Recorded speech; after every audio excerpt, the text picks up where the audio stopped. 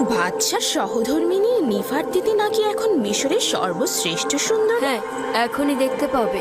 অসম্ভব সুন্দরী সে। নিফারতিতির কথা আমিও শুনেছি। সে কি জুলেখার চাইতেও সুন্দরী? জুলেখার একই অবস্থা হয়েছে। সে নিজেই নিজেকে এই অবস্থায় ফেলেছে।